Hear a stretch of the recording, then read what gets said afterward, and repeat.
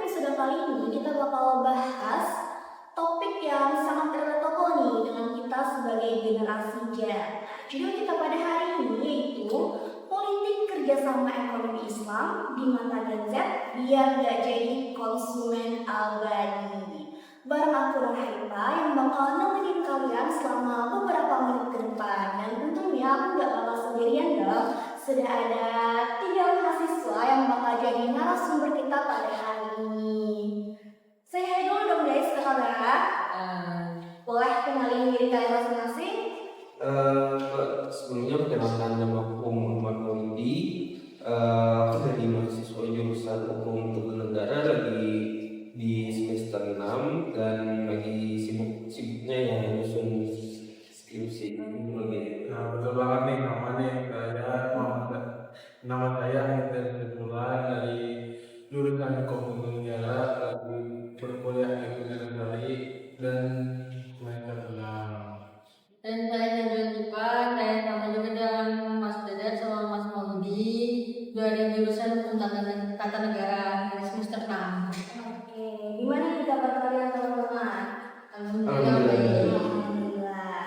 Nah, jadi teman-teman sebagai pengantar ya, selama ini kan kita sering ngomong nih, kok negara kita ini jadi pasar terus sih?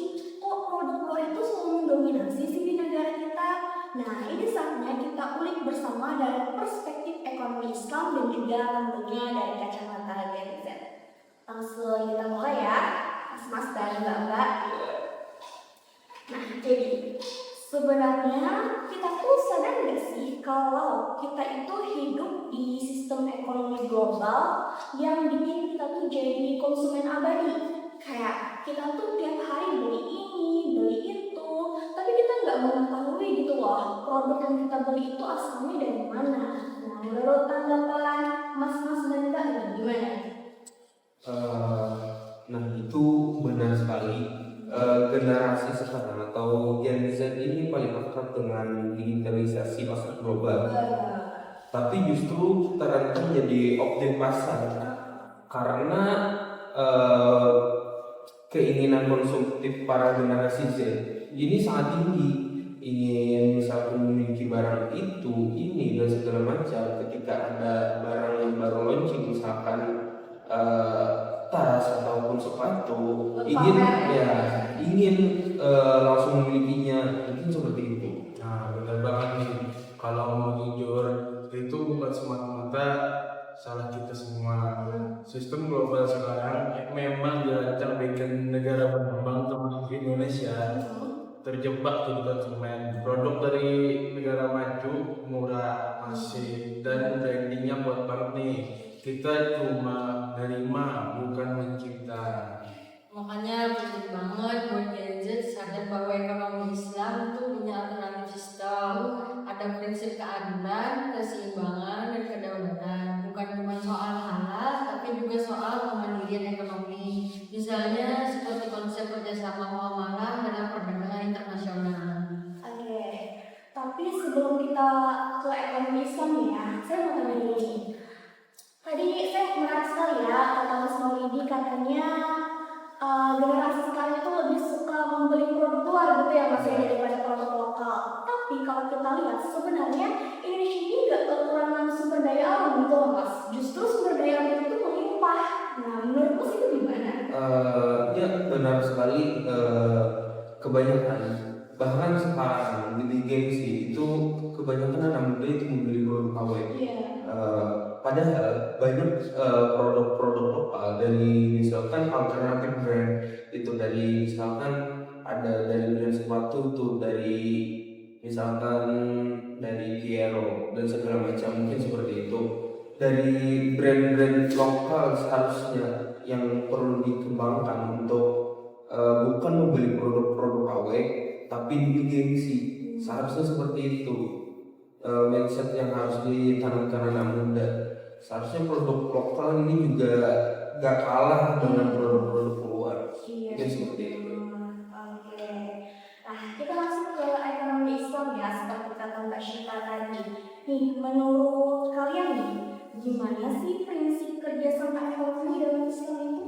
Nah, menurut saya Jadi Islam itu mendorong kerjasama antar negara itu dengan asas keadilan, tolong menolong atau dalam Islamnya ta'awun dan saling menguntungkan. Islam itu tidak anti kerjasama global, tapi yang penting tidak merugikan satu sama lain, tidak eksploitatif, dan tidak menciptakan ketergantungan. Jadi sama-sama saling memberikan keuntungan gitu ya. Hmm. Kalau menurut Mas Willy gimana? Betul sekali. Dalam konteks modern kita melihat itu dalam hal bilateral agreement atau multilateral cooperation yang berbasis prinsip syariah. Misalnya negara-negara dan bisa saling barter komoditas strategis, bukan cuma ekspor mentah ke barat dan impor barang. Kita bisa jadi menukar barang, misalkan dari Indonesia misalkan menukarkan barang minyak dengan negara Arab, yaitu kerjasama ekonomi tapi dengan negara-negara Islam dan seperti itu. Dan ada konsep mudharabah dan musyawarah yang sebenarnya bisa jadi landasan model investasi antar negara. Misalnya dua negara muslim yang kerjasama bangun industri halal barang, bukan cuma jadi pasar kosmetik halal dari Korea atau makanan dari Timur Tengah. Oke, keren banget ya. Sekarang saya mau tanya nih mengenai, kan kita sudah berbicara mengenai kerjasama ekonomi Islam ya. Nah, kalau dilihat dari kacamata sejarah, gimana sih gitu? Apakah kerjasama ekonomi Islam ini telah ada sejak zaman dulu atau gimana gitu? Benar sekali. Kalau dari segi historis kita menilik belakang, itu pada masuknya Islam ke Indonesia itu salah satu kerjasama ekonomi di sektor perdagangan dengan masyarakat Indonesia pada masa itu yang masih beragama Buddha. Misalkan setelah masuknya Islam, dengan kerjasama tersebut adanya timbal balik, misalkan masyarakat Muslim yang bertambah. Setelah itu masyarakat Arab yang mendapatkan, misalkan masyarakat Muslim yang dari Arab itu mendapatkan rempah-rempah yang ada di Indonesia. Mungkin seperti itu salah satu pertukaran kerjasamanya dari segi sejarahnya. Nah, izin menambahkan, kalau bicara tentang sejarah itu sudah ada sejak zaman dahulu, bahkan sebelum negara kita ini merdeka. Dulu masyarakat kita sudah biasa gotong royong dalam hal dagang, bertani, dan nelayan. Sistem kayak barter, bagi hasil, dan simpan pinjam sudah dikenal sejak zaman kerajaan. Nah, waktu itu Islam mulai masuk. Nilai-nilai kerjasama seperti tolong menolong, kejujuran, dan adil makin diperkuat lewat konsep muamalah. Misalnya kayak syirkah atau kerjasama, mudharabah bagi hasil, sampai wakaf produktif. Kalau kita tarik ke belakang, kerjasama ekonomi itu sudah ada sejak masa kerajaan negara. Misalnya seperti kerajaan Sriwijaya dan kerajaan Majapahit itu kuat banget sistem perdagangannya, bahkan lintas negara. Nah, masuknya Islam juga lewat jalur perdagangan. Para pedagang Muslim itu nggak cuma jualan, tapi juga ngajarin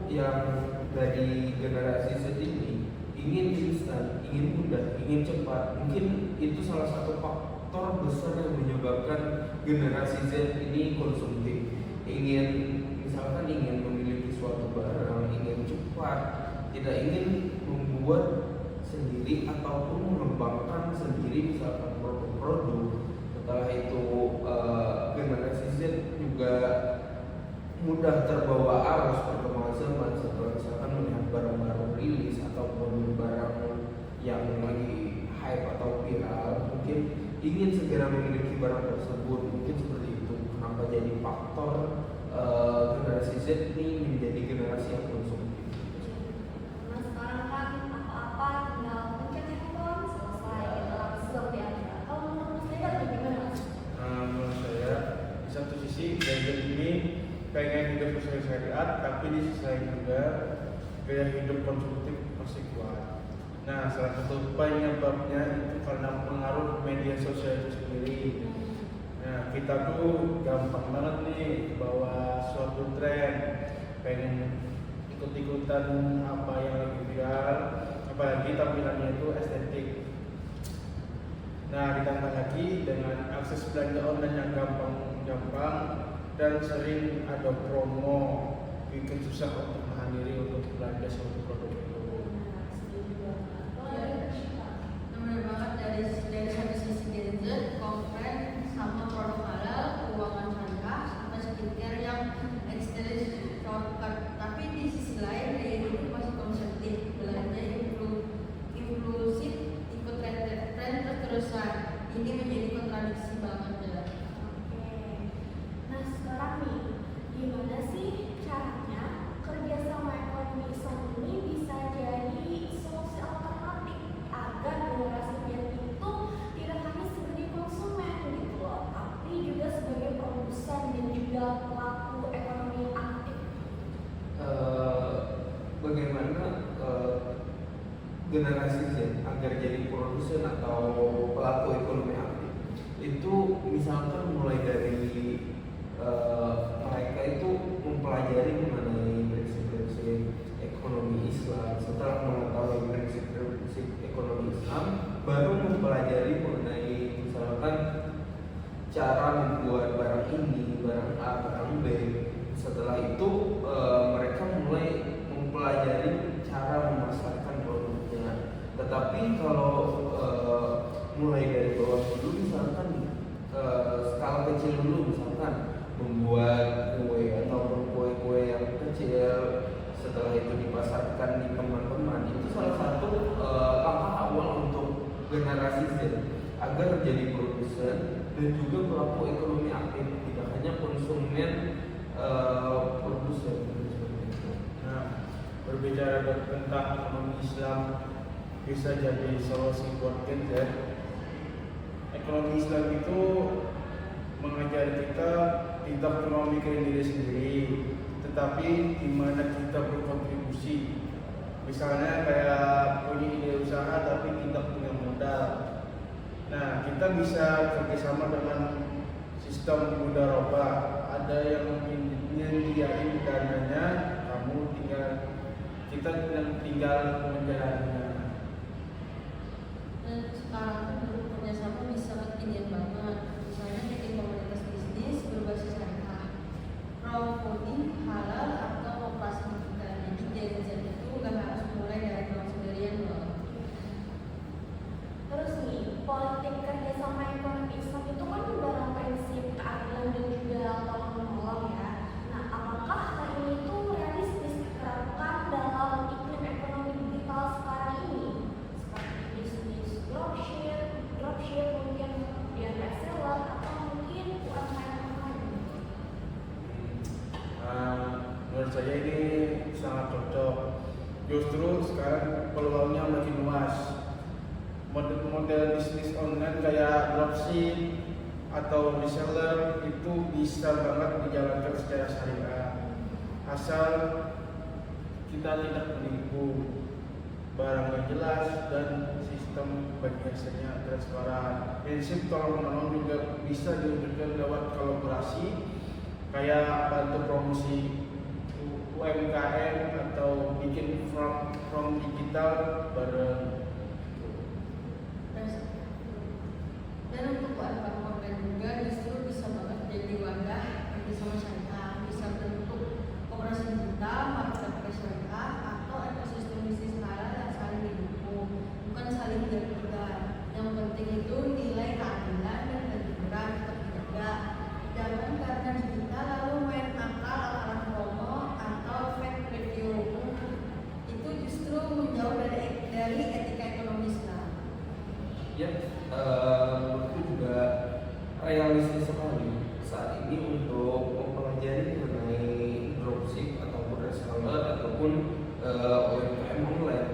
Kenapa? Karena di perkembangan teknologi era digitalisasi ini mendorong misalkan sebagai dropshipper itu kita tidak memiliki barang, tetapi kita dapat menjualkan barang milik orang lain, tapi kita juga mendapatkan untung dari hasil tersebut.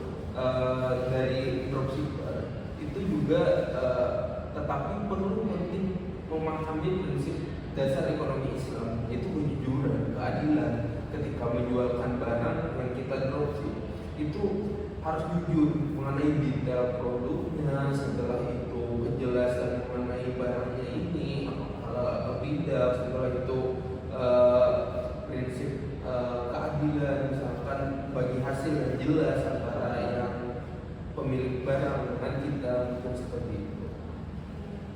Terakhir nih, dari kalian apakah punya contoh nyata nih kolaborasi ekonomi Islam yang bisa dijadiin inspirasi bagi generasi yang hari ini?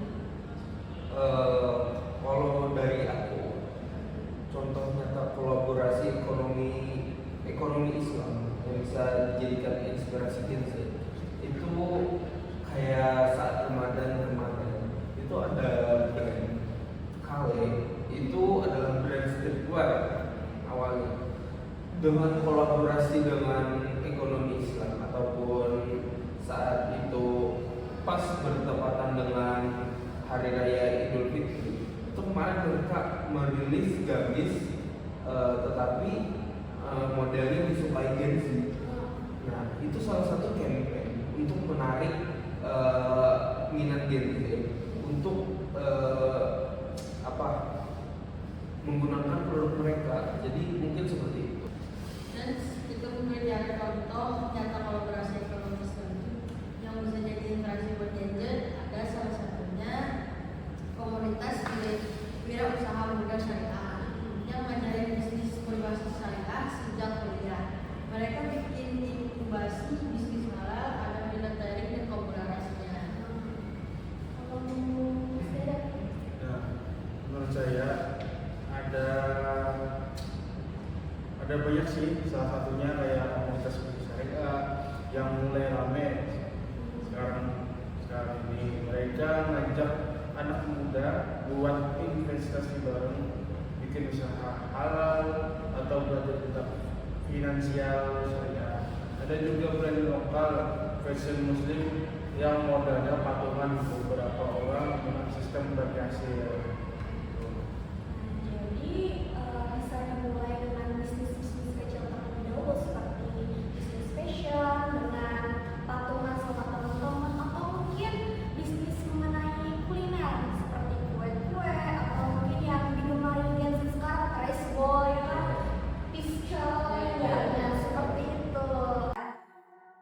Nah, jadi kita perlu bentuk kerjasama ekonomi yang adil dan juga berimbang ya. Tapi kenapa kok sepertinya permasalahan ini itu belum populer gitu di kalangan Gen Z? Nah, menurut kalian nih, apa tantangan terbesar buat generasi muda sekarang dalam menghidupkan kerjasama ekonomi Islam itu? Mungkin yang pertama itu perlunya inovasi. Banyak dari kita yang belum paham itu prinsip ekonomi Islam itu seperti apa. Masih anggap sebatas hanya mengetahui misalnya kayak bank syariah saja pada mengenai ekonomi syariah. Padahal banyak prinsip-prinsip itu yang sangat penting bagi ekonomi, menyangkut negara ataupun masalah individu dan individu lain, masalah kelompok dagang dari negara ini dengan negara lain, mungkin seperti Izin menambahkan yang kedua, media dan narasi dominan. Kita dijejali lifestyle kapitalis tiap hari ini. Jadi susah melihat bahwa ada alternatif lain. Bahkan kerjasama ekonomi syariah dianggap utopis oleh sebagian kalangan. Padahal itu penting loh. Tapi justru di sini peluang kita bagi Gen Z dan safety, kita bisa ciptakan platform digital, e-commerce, halal, komunitas produk syariah antar negara, dan bahkan fintech syariah yang lintas batas. Oke, jadi kita bisa mulai dari langkah kecil ya teman-teman, misalnya seperti promosi produk lokal, ikut komunitas halal premier, bahkan mungkin bikin kampanye anti konsumen abadi. Jadi nih, gimana sih caranya buat mengajak teman-teman Gen Z ini? Gimana caranya mengajak teman-teman Gen Z ini buat ikut gitu mempromosikan produk-produk lokal gitu. Mungkin dengan cara yang pertama kita mengajak para generasi Z ini untuk mengetahui bagaimana prinsip-prinsip ekonomi yang ada dalam Islam, dan juga misalkan mengajak mengiklankanlah di media sosial khususnya dengan membuat konten-konten yang menarik, sehingga generasi Z ini tertarik mengenai prinsip-prinsip ekonomi Islam ataupun hal mengenai produk halal, setelah itu halal brand dan mungkin seperti itu. Oke. Dan untuk saya tertarik nih Mas buat ngobrolin masalah mengenai produk luar yang belum tentu itu halal Mas, tapi banyak digunakan oleh masyarakat kita sekarang. Gimana tanggapan Mas mengenai hal itu? Ya mungkin itu lebih kepada pemerintahnya yang harus menyeleksi barang-barang yang masuk dari luar. Itu harus di cross check bagaimana apakah produk itu halal ataupun tidak. Dari BPOM ya? Ya, dari BPOM ataupun dari MUI misalkan yang mengeluarkan lisensi dari halalnya. Setelah itu perlu adanya pengetahuan dari masyarakat agar lebih meng-cross check barang itu apakah terbuat dari ada mengandung yang haram ataupun tidak. Gimana sih? Setuju banget nih katanya. Sebelum mungkin masuk ke Indonesia itu konsumsi itu harus dicek kayak sekali bisa. Dari siapa? Sama sebelum kita melakukan untuk memperjualbelikan barang-barang itu harus diproses di BPOM atau MUI. Oke, jadi kita sebagai konsumen harus hati-hati juga nih buat membeli produk-produk dari luar gitu. Harus dilihat dulu apakah ini tuh halal atau enggak gitu. Nah, sebelum kita tutup nih, aku mau minta satu kalimat dari kalian. Apa langkah nyata yang bisa kita lakukan sebagai generasi Z untuk mewujudkan kerjasama ekonomi Islam? Gimana? Mungkin mulai dari kita yang mencintai mengenai produk lokal yang sesuai dengan prinsip syariah, yang mana dengan kita mencintai produk lokal dan menggunakan produk-produk lokal itu salah satu untuk menguatkan dari ekonomi di negara kita, di ekonomi masyarakat Indonesia ataupun yang membuat produk lokal tersebut. Mungkin seperti itu. Nah, kalau dari saya, kita harus mengedukasi diri kita sendiri nih dan mempromosikan kita tentang pentingnya kemandirian ekonomi itu. Dan kalau menurut aku loh, kita harus berani jadi produser, bukan cuma konsumen. Bahkan sekecil apapun karya kita itu langkah strategis. Oke, luar biasa banget. Jadi pada intinya kita semua ini jangan cuma jadi penonton di panggung ekonomi global doang, tapi kita sebagai Gen Z itu harus naik panggung, ambil peran dan juga menciptakan arah yang baru. Terima kasih banyak nih buat Mas Meli, buat Mas Dedan, dan juga Mbak Syifa yang udah berbagi pemikirannya. Dan untuk sobat teras mahasiswa dimanapun kalian berada, bangkit kita sebagai generasi Z, generasi muda harus menggaungkan untuk mencintai produk-produk lokal. Dan semoga kedepannya nanti negara kita bisa menjadi negara produsen, bukan hanya negara konsumen gitu.